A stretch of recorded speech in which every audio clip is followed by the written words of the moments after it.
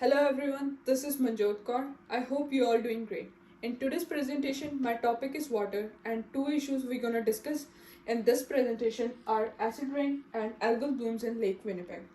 To start with, water is a need for our survival. What is water and why is it so important? These are the simple questions on the surface, but the answer can be as simple or as complex you want it to be. Water is a molecule that contains two hydrogen atoms and one oxygen atom. It can exist in three different states: solid, liquid, and gas. It has a chemical formula of H2O, dihydrogen oxide. As we can see in this picture, the water molecule is bent in shape. It has two hydrogen atoms that makes an angle of 104.5 degree with oxygen atom. Because of their difference in their electronegativity, oxygen being more electronegative atom has partial negative charge, whereas two hydrogen atoms being more electropositive, or we can say being less electronegative, has partial positive charges. Water is a polar molecule. Hydrogen atom and water molecules are drawn to high electron density areas and can form weak interactions with them, which are known as hydrogen bonds.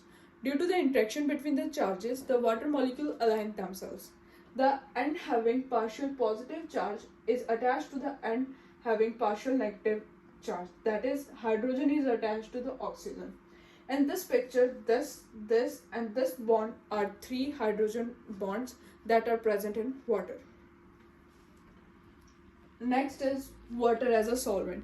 Immiscible liquids. Immiscible liquids. Immiscible liquids are the liquids that do not dissolve with each other or do not mix at all to give a single phase. Oil and water are two immiscible liquids. Oil floats on water. Water is a tasteless, odorless liquid at room temperature. Water's versatility as a solvent is critical to the survival of living organisms. Water acts as a solvent for many molecules than any other known liquid. That is why it is known as universal solvent. Water as a solvent for many molecules forms ionized solutions in the process. Because it can dissolve more chemicals than any other liquid known, it is called universal solvent. Water can become so strongly attracted to another compounds such as salt, NaCl, that it can break the attraction forces holding the sodium and chloride and the salt complex together, causing it to dissolve. As we all know, like dissolves like. It means polar molecules can dissolve polar molecules but not non-polar molecules, or vice versa. Therefore, salt dissolves in water at the molecular level due to the electrical charges and the fact that both water and salt are polar in nature. Within the water molecule, there are covalent bonds, whereas salts have ionic bonds. When salt is combined with water, the salt dissolves because the water's covalent bond are more stronger than the ionic bond present in salt molecules. Also, solubility depends on the change in the free energy of the process. Non-polar compounds that resist water molecules are called hydrophobic molecules, whereas water-loving, or we can say the compounds that make an ionic or hydrogen bond with water molecules, are called hydrophilic molecules. This characteristic of water molecule is very important for the evolution of life. All alkanes, oils, fats are hydrophobic to water, whereas sugar, starch, cellulose, etc. are some of the hydrophilic compounds. Acid rain. Acid rain, also called acid deposition or acid precipitation, is a type of rain that has been made acidic by certain pollutants in the air. It refers to the way in which acidity moves from the atmosphere to Earth's surface. pH of pure water is 7, pH of normal rain is around 5.7. However, pH of acid rain is between 4.2 and 4.4. Acid rain is of two types: wet deposition and dry deposition. Wet deposition is a rain, sleet, snow, or fog that has become more acidic than normal. Another type of acid deposition is dry deposition, which occurs when gases and dust particles become acidic. Wind may carry both wet and dry deposition, sometimes over great distances. Acid rain Acid rain results when carbon dioxide, sulfur dioxide, and nitrogen oxides are emitted into the atmosphere and they travel by wind and air currents. These substances can rise very high into the atmosphere where they mix and react with water, oxygen, and other chemicals to produce more acidic pollutants. As we can see in these reactions, carbon dioxide reacts with water molecule to form carbonic acid, whereas sulfur dioxide reacts with water to form sulfurous acid, and nitric acid is formed when nitrogen oxides react with water. Sources of pollutants that cause acid rain. Some of the natural causes of production of sulfur and nitrogen compounds that produce acid rain are eruption of volcanoes, lightning, and conversion of organic nitrogen by forest fires. Burning of fossil fuels, vehicles, heavy equipments, manufacturing, oil refineries, and industrial activities are some of the other sources of pollutants that cause acid rain. Some effects of acid rain. Acid rain has a major impact on aquatic and other wildlife as it damages lakes, rivers, and streams. Acidic rainwater can drain aluminium from soil, clay particles as it passes through the soil and into the streams and lakes. Aluminium is discharged in greater quantities when more acid is added into the ecosystem. At lower pH, most of the fishes are not able to hatch eggs. Phytoplankton, small mouth bass, frogs, spotted salamanders, crayfish, and other aquatic wildlife, including phytoplanktons and other food web creatures, are all threatened by increase in acidity and aluminium levels. Pollutants causing acid rain makes the air foggy and difficult to see through. And how it damages forested and mountainous regions. So, as a result, like acidic fog and clouds at high elevation may remove nutrients from tree foliages, leaving them brown or dead. As a result, the trees are less able to absorb sunlight, making them fragile and susceptible to cold conditions.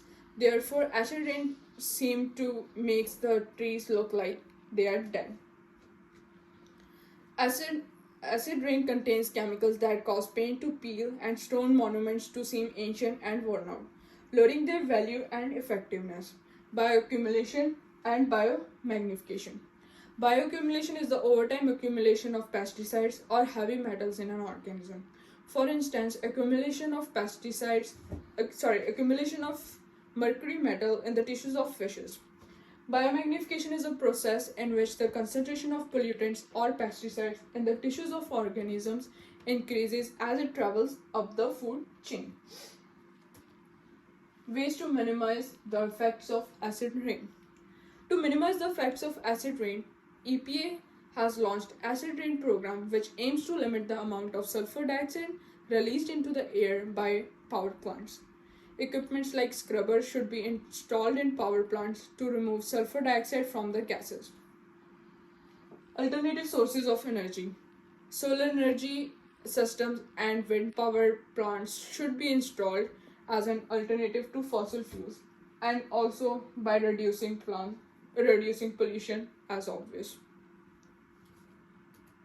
Next issue is algal blooms. The overgrowth of small algae or algae-like microorganisms in fresh salt or brackish water is known as algal bloom. An algal bloom can form foul-smelling scum, foam, froth, or a paint-like slick depending on the type of algae or bacteria that causes it. Blooms of algae can be blue-green, yellow, brown, pink, or red in color. Causes of freshwater algal blooms. The presence of excessive level of nitrogen and phosphate in water is the primary cause of an algal bloom. These nutrients are washed away from the areas and forms where nitrogenous and phosphatic fertilizers are used frequently. Raw hazardous waste is released into water system as a result of water pollution. Notably, the discharge of poor treated or we can say unprocessed industrial waste into rivers. The result is dense algae development since it includes nutrients and chemicals like nitrogen, lead, and phosphorus. Cyanobacteria grows faster in warm water and makes algal bloom. The dark surface of algal blooms absorb more sunlight as they thicken, resulting warm water and greater algal growth. So, global warming is one of the main reasons due to which algal blooms are thriving at a fast pace.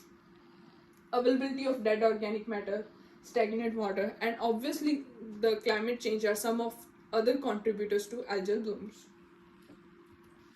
Lake Winnipeg. Lake Winnipeg is the 10th largest freshwater lake in the world.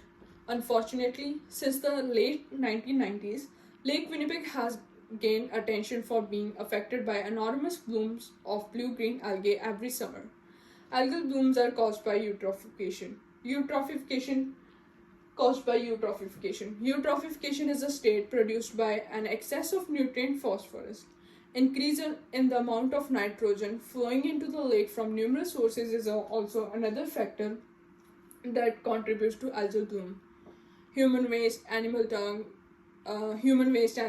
chemical fertilizers, and natural runoff from the soil are all the sources of phosphorus and nitrogen. These elements are present in fertilizers, and we all know that we use this for purpose like to grow our crops, but too much of these is a problem as these nutrients help cyanobacteria to grow. It is not possible to limit the availability of nitrogen to cyanobacteria because they do have the ability to create their own inorganic material to do their daily activities through the process of nitrogen fixation, in which they use atmospheric nitrogen. However, it is possible to reduce the amount of phosphorus that enters the lake, which is either due to human activity or any kind of process that adds phosphorus into the environment. So at the end, these are all the references that I used for my presentation. Thank you, and I hope you all guys learned something new from my presentation. Thank you very much.